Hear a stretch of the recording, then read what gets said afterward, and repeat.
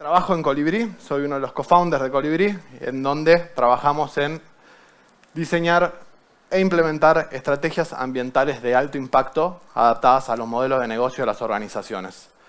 Muchas veces trabajamos o nos vinculamos con empresas y no tenemos muy claro de si esa empresa genera impacto ambiental y social positivo. Económico, seguro que sí. Entonces hay una pregunta que está buena que nos hagamos, que es: si a esta empresa le va bien, ¿significa que le está yendo bien al ambiente y le está yendo bien a la sociedad? Bajo la respuesta bajo la premisa de que si la respuesta es que es no, probablemente haya algo que ajustar, no solo en términos de buenas prácticas, sino también en términos de modelo de negocio. Es por eso que trabajamos en Colibrí en diseñar esos modelos de negocio y acompañar en el desarrollo de estrategias para que al momento de pensar en lo ambiental o en lo social no quede como algo simpático, que está en un departamento aislado, sino que esté en el centro de la propuesta de valor de las organizaciones. Tenemos base en Argentina, México, Paraguay, Uruguay, estamos trabajando en 18 países en este momento, y trabajamos en 3 agendas. Lo que es estrategias de carbono, desde donde generamos estrategias que den respuesta a la crisis climática, ¿no? Estamos en un contexto, ya vamos a ver un poquito, pero cada vez más son las organizaciones que tienen que no solo medir su huella de carbono, sino también generar estrategias de reducción y de compensación. Lo mismo, estrategia de circularidad. ¿Cómo nos estamos vinculando con los materiales? Para no solo pensar en reciclaje, no solo pensar en qué hago cuando están los residuos generados, sino desde el momento que se empiezan a generar esos residuos, esos materiales, se empiezan a diseñar esos productos, se puede integrar la circularidad. Y la variable de innovación y stakeholder engagement, pensando no solo en innovación tecnológica, sino también la innovación de cómo nos estamos vinculando con nosotros mismos, con quien tenemos al lado y con el ambiente en general. Porque muchas veces nos encontramos con que las áreas no dialogan entre sí. Trabajamos y tenemos muchas presiones y trabajamos muy aislados en lo que tenemos que lograr hacer. Entonces hay muchas oportunidades que parten de la colaboración, entonces trabajamos mucho en generar esas relaciones, esas conversaciones virtuosas, apoyándonos mucho en el Agile, pero trabajando mucho para generar conversaciones transformadoras a partir de preguntas poderosas. Hasta ahí, Colibrí. Ya hice lo institucional. ¿Qué ven? Vía Láctea, me dicen. Galaxia. ¿Algo más? ¿Es de día o es de noche? Es permanente, ¿no? ¿Y qué sienten al ver esta foto? Minúsculos e insignificantes, me dicen por acá. Doble. ¿Algo más? Si yo aprieto clic, más minúsculos e insignificantes todavía. Básicamente, podemos ir cambiando la perspectiva a medida que vamos avanzando a lo largo de esta charla. Entonces, si yo les muestro esto, también probablemente podemos estar pensando en que son tiempos de cambios a gran velocidad. Y lo primero que pensarán seguro es la tecnología, ¿no? Cómo la innovación digital nos está favoreciendo en una transformación y estamos viviendo esa transformación digital. Ahora mi invitación a lo largo de esta charla es a que mantengamos los ojos abiertos, porque nos estamos limitando a veces a innovaciones tecnológicas que no necesariamente tienen un para qué más que la eficiencia. Entonces la invitación es a tener los ojos abiertos porque hay un contexto que es un contexto complejo, de mínima, que es un contexto donde podemos pensar en lo ambiental, que el cómo nos estamos vinculando con el medio ambiente es un tema complejo y muchas veces hablamos del cambio climático y el cambio climático es esa temperatura que se fría la fiebre de cómo nos estamos vinculando y qué tanto estamos incorporando la variable ambiental en nuestra decisión y también el aspecto social, en donde también está vinculado a tema ambiental, ¿no? Siempre ya sabemos del COVID y el famoso murciélago, ¿no? que se hizo famoso por una situación totalmente terrible. Todo esto que se da en un contexto de vulnerabilidad, que es un contexto BANI. No sé si escuchaban hablar.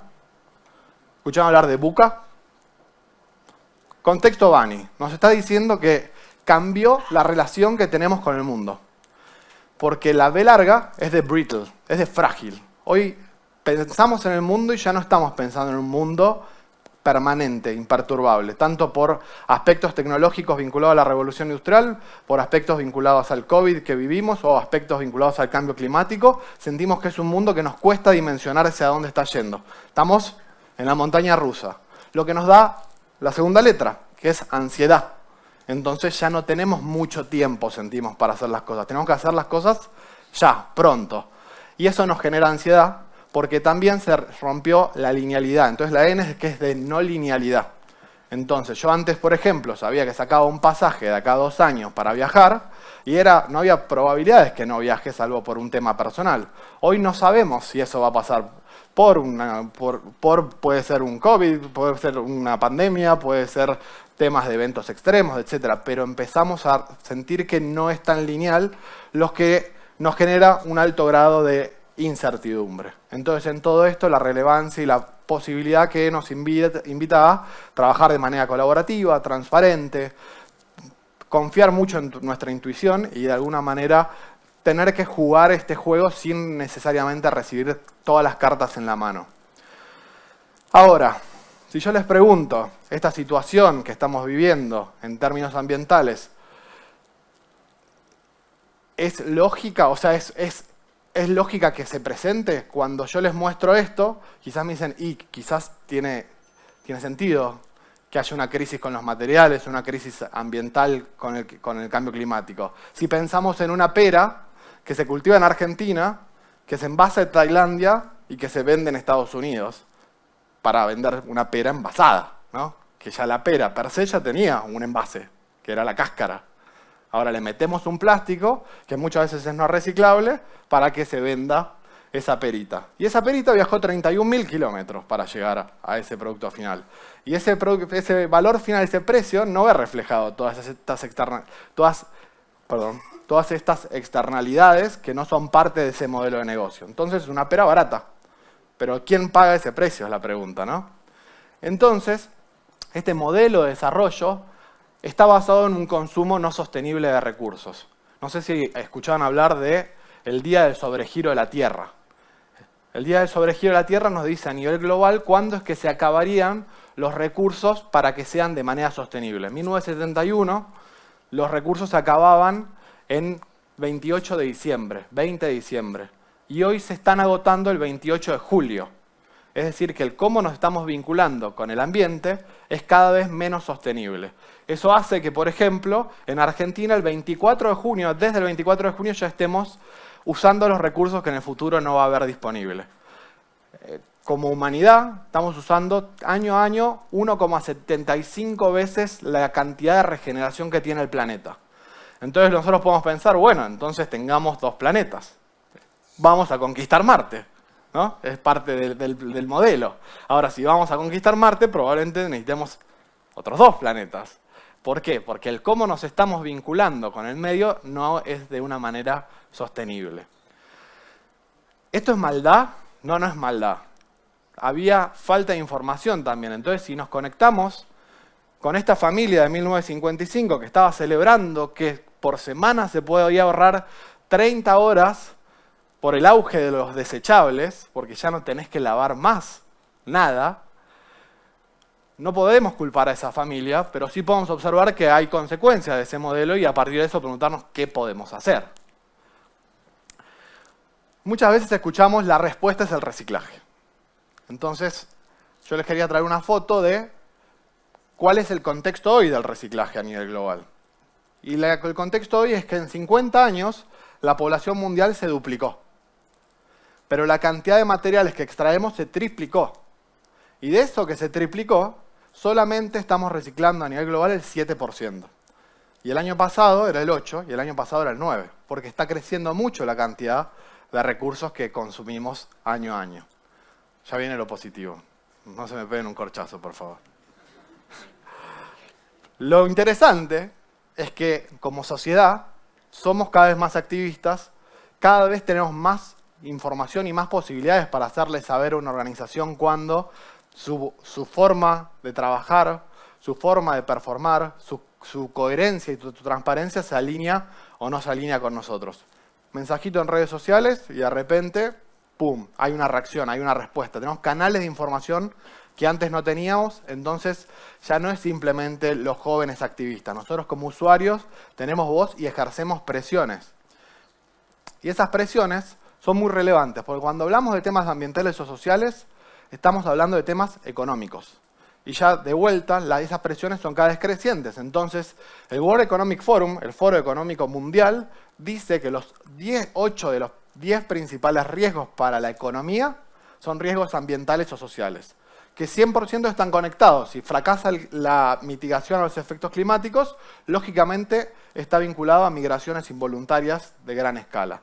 Entonces, la invitación es a que pensemos lo ambiental o lo social como sinónimo de términos económicos, no simplemente como el área de responsabilidad social o el activista de Greenpeace que está protestando frente a las ballenas, que tienen un rol sin duda importante, pero acá la invitación o el cómo lo estamos pensando es cómo puedo potenciar mi organización si incluyo estas variables en el centro de mi propuesta de valor. Y esto no es solamente al azar que está pasando, sino que es parte de estas presiones. Quizás algunos lo conocen, seguramente no ven una persona que les genera admiración, es el CEO de BlackRock, es sino el grupo de inversores más grandes del mundo y más representativo del mundo, hasta muchas veces se lo vincula con fondos buitres, etc. Tipo picante. Pero todos los años les saca a sus clientes, les envía a sus clientes una carta que dice hacia dónde están dirigiendo sus inversores, sus inversiones y cuáles son las inversiones que van a priorizar. Y lo que empezó a decir Larry Fink hace varios años es: los próximos 1000 unicornios no serán buscadores ni compañías de redes sociales, serán innovadoras, sostenibles y escalables. ¿De qué nos está hablando acá? Nos está hablando de sustentabilidad, pero también nos está hablando de la relevancia que dialogue la sustentabilidad con la innovación, con la escala. Y la pregunta ahí completa, la pregunta es si vas a ser líder o vas a ser liderado. Pero esto va a pasar. Entonces, lo que estás invitando es a que cada vez más, si vos querés recursos de los inversores, si vos tenés un board de accionistas, cada vez más van a ir exigiendo resultados en términos ambientales. Todo este combo lleva a que cada vez haya más presiones para las organizaciones. Más presiones de parte de nosotros como colaboradores que queremos trabajar en una organización que genere impacto positivo, de las normativas, de los consumidores, del contexto global y mismo de la industria, porque si mi competencia hace algo que genere impacto positivo, yo tengo que lograr llegar de mínima a ese mismo nivel. La oportunidad todavía es que si nosotros transformamos esas presiones en oportunidades de negocio, tenemos la posibilidad justamente de generar nuevas fuentes de ingresos. Es decir, no estamos hablando solo de amor por el planeta o amor por la sociedad, estamos hablando de cómo generamos más revenue para las organizaciones. Y parte de esa respuesta es mediante un modelo, que este es el clásico ejemplo del modelo de desarrollo sostenible, que busca generar una armonía entre lo ambiental, lo social y lo económico. Todo esto en un marco que es, no sé si los conocen. ¿Quién conoce esto? Levante la mano quien conoce a los ODS. Bien, buen lugar para traer esta información. 3 levantaron la mano. Estos son los ODS, son los Objetivos de Desarrollo Sostenible que acordaron todos los países miembros de las Naciones Unidas, que eran en teoría los objetivos que había que llegar para 2030. Cada uno de estos objetivos tiene sus metas, tiene sus indicadores, y como van a ver, hay temas económicos, temas ambientales y temas sociales. Están diseñados para que no pueda uno cumplirse si no está conectado con el otro. Entonces pensar que el hambre cero es posible si no hay una producción y consumo sostenible, o si no hay paz, justicia e instituciones sólidas, es medio difícil. Ahora, les traigo esto, sobre todo como marco, para que lo tengan de referencia. De referencia en un contexto en donde vemos dos sistemas que no necesariamente se están dialogando, que es el sistema de la biosfera, se me cortó una A, y de la tecnosfera. Y hoy estamos vinculándonos de una manera en donde le sacamos cosas a la biosfera, recursos, energía, servicios ecosistémicos, y le estamos devolviendo vertimientos, emisiones y residuos. Entonces pareciera, como modelo, como diseño de modelo, que no es tan sostenible en el transcurso del tiempo. Y acá aparece de lo que escuchamos un montón hoy y de lo que probablemente vivimos en el día a día, que es el auge de la revolución de la industria 4.0, lo cual lo podemos pensar como un fin en sí mismo o como un medio para. Y ese medio para puede ser una oportunidad también para resignificar esto. Parte de esa resignificación es que nos encontramos en dos transiciones. Una transición hacia el mundo digital y una transición hacia un mundo sostenible. No sabemos todavía cómo están dialogando esto, entonces hoy lo vemos totalmente fragmentado. Pero ¿qué está pasando? Está pasando de que hay un sistema dominante que está empezando a colapsar, que es el sistema que podemos pensarlo centralizado, que es un sistema que no es escalable, que no va a gran velocidad desde el punto de vista tecnológico, o escuchamos hablar un montón de la inteligencia artificial, y también un sistema que estaba ganado en extraer, consumir y desechar. No tenía ningún tipo de circularidad. Un sistema en donde lo ambiental, lo social no era parte de los negocios. Y está emergiendo un sistema que busca alternativas todavía aisladas que comienzan a surgir lentamente y dan un paso hacia lo nuevo. Lo interesante de la tecnología es que ese cambio es totalmente exponencial. Pero todavía estamos en un proceso de transición. Lo que hablamos y escuchamos un montón era que no tenemos muy claro hacia dónde estamos yendo. No tenemos muy claro cuál va a ser la expresión de la inteligencia artificial, no a 10 años, a 6 meses, no tenemos ni idea. Y por otro lado, no tenemos tan claro cuál es el potencial que podemos tener si vinculamos la inteligencia artificial a todas las nuevas economías. Lo que sí sabemos es que de mínima hay una oportunidad de alto potencial para que la tecnología y los datos impulsen los objetivos de sustentabilidad, los ODS que les mostraba antes, ¿no? Entonces, pensando en innovación y aprendizaje, en financiación, en análisis de datos, en políticas integradas y planificación, parece que podríamos estar más cerca de generar un poquito menos mal y hacer mucho más bien. Entonces, la invitación es a que nuevos paradigmas nos inviten a cambiar la perspectiva y poner a la vida, no solo a las personas, en el centro de las decisiones. Entonces, podemos pensar en innovación. Ahora, ¿saben cuánto es el...? A ver, voy a pensar cómo reformulo esta pregunta. En la fase de diseño, ¿saben cuánto es que se determina el impacto de un producto? ¿Se entendió? ¿O reformulo de vuelta? Al momento que estamos diseñando un producto, ¿qué porcentaje es el impacto que estamos determinando? ¿A alguien se le ocurre un número? Impacto ambiental. Cero. ¿Se entendió? Perfecto. Cuando estamos diseñando el producto, estamos determinando el 80% del impacto ambiental de ese producto al fin de su vida. Entonces, les doy un ejemplo. Queremos que algo se recicle, pero esa botellita no es reciclable. Entonces yo te digo, tenés que reciclarlo. Y yo como marca estoy haciendo un greenwashing. Te estoy diciendo, te invito a que reciclemos juntos, pero tu botella no es reciclable. ¿Cómo vamos a reciclar juntos? Entonces hay algo que es el modelo de negocio que está diseñado de base mal. Entonces tenemos la innovación del origen, en donde vamos a determinar el 80% del impacto ambiental de ese producto o de servicio.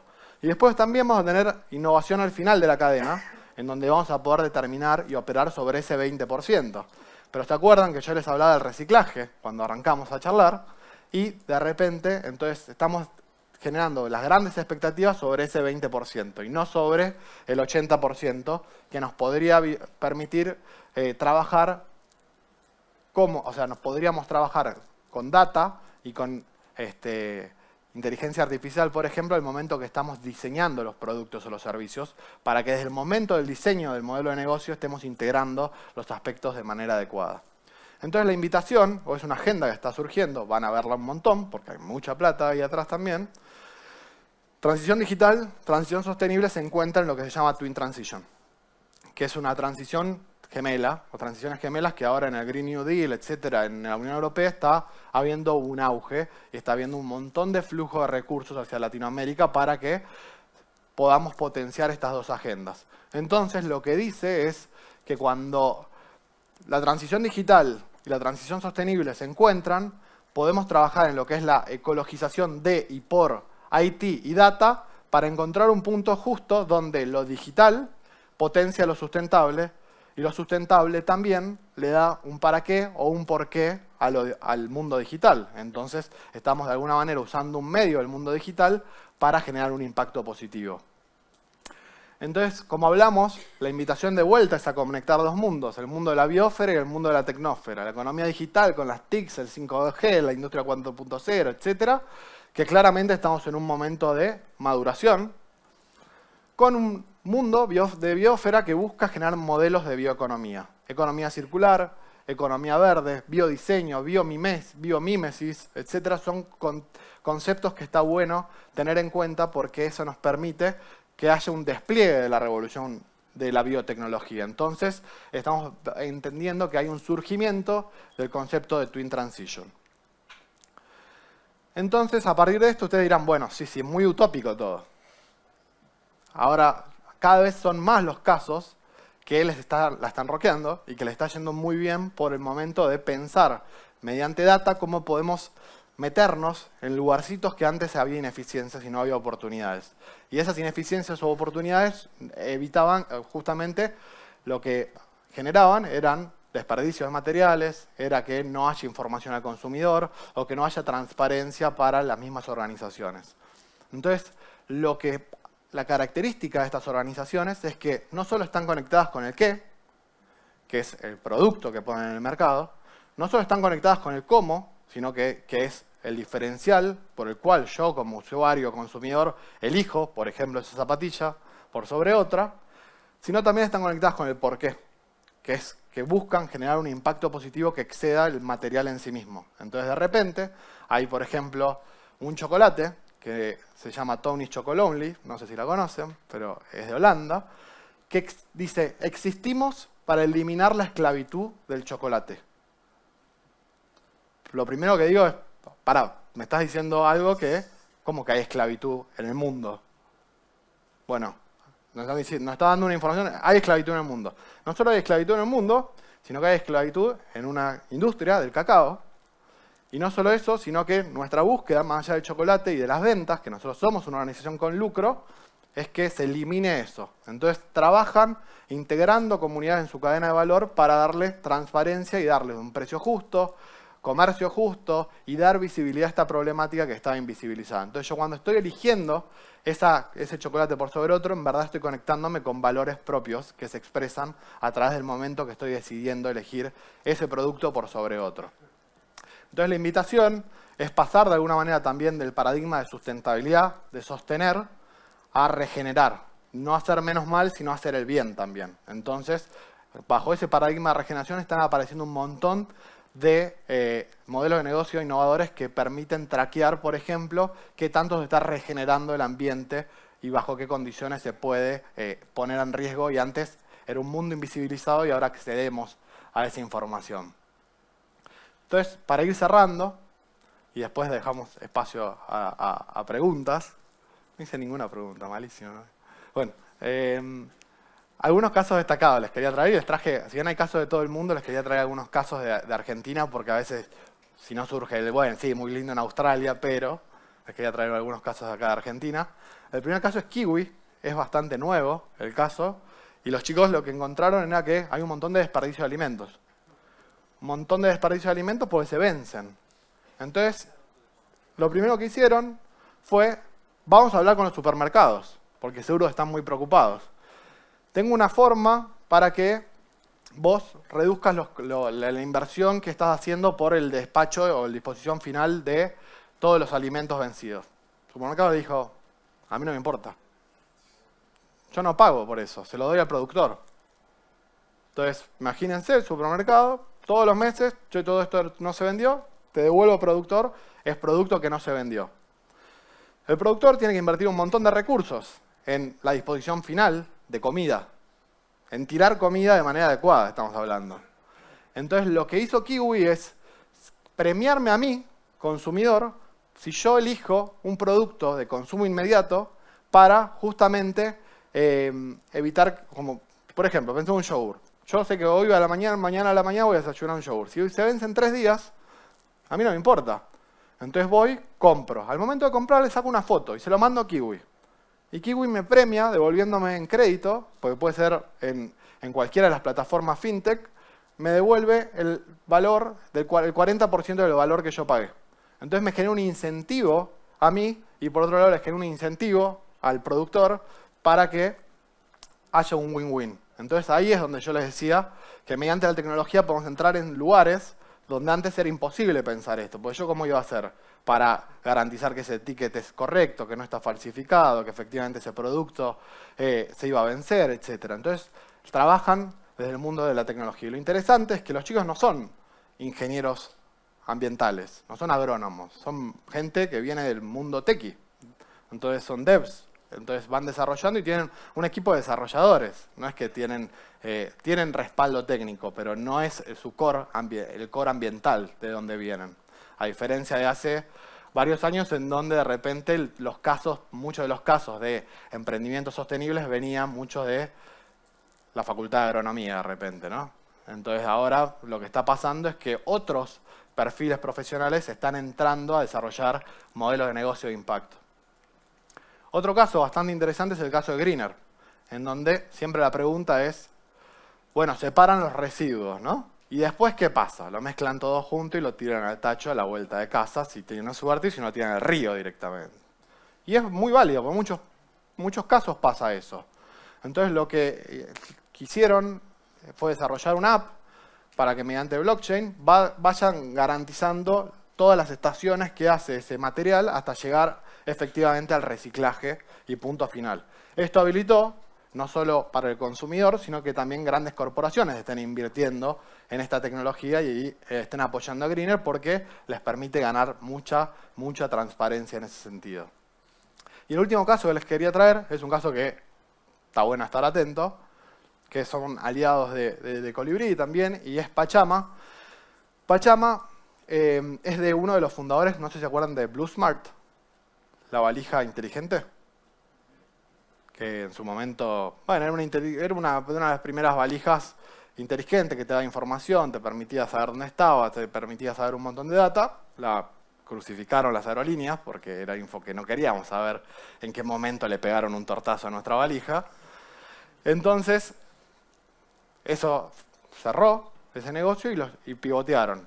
Y Diego creó Pachama, que es una herramienta que permite, que está enfocada en restaurar los ecosistemas. Entonces lo que hace es traquea con imágenes satelitales e inteligencia artificial cómo están regenerándose los bosques. Eso habilita a que haya información en lugares donde antes no había acceso a la información para garantizar que efectivamente se está regenerando y se está cada vez más secuestrando más carbono a partir de esas grandes inversiones que están haciendo organizaciones. La base de esto están en Estados Unidos, o sea, nacen de Silicon Valley. Entonces, como para ir cerrando, porque acá dice 1 minuto 45, estamos ahí, es que necesitamos tecnología para empoderar ciudadanos y ayudar a la naturaleza a prosperar. Y no solamente para crear empresas unicornios, administrar ciudades o recursos, que es un poco lo que a veces sentimos que tenemos que hacer. Entonces, la pregunta que les quería dejar es cómo, a través también de la tecnología, podemos ser cada vez más protagonistas y no más dependientes, y cómo también podemos ayudar a la naturaleza. Y para eso es muy importante pasar de la mirada sectorial a un enfoque sistémico de los recursos. Entonces, entender que yo soy parte de algo que, si bien la tecnología y el entorno digital cada vez nos fragmenta más, la invitación es a que podamos, como la rana un poquito, salir un poco y abrir un poco los ojos. Porque al fin y al cabo, lo que va sucediendo es que somos todos tomadores y tomadoras de decisión. Entonces, en esas casi 40.000 decisiones que tomamos en el día, si nosotros día a día podemos ir incluyendo un poquito más la variable ambiental y social en nuestro día a día, es probable que estemos siendo protagonistas en la generación de impacto positivo. Muchas gracias.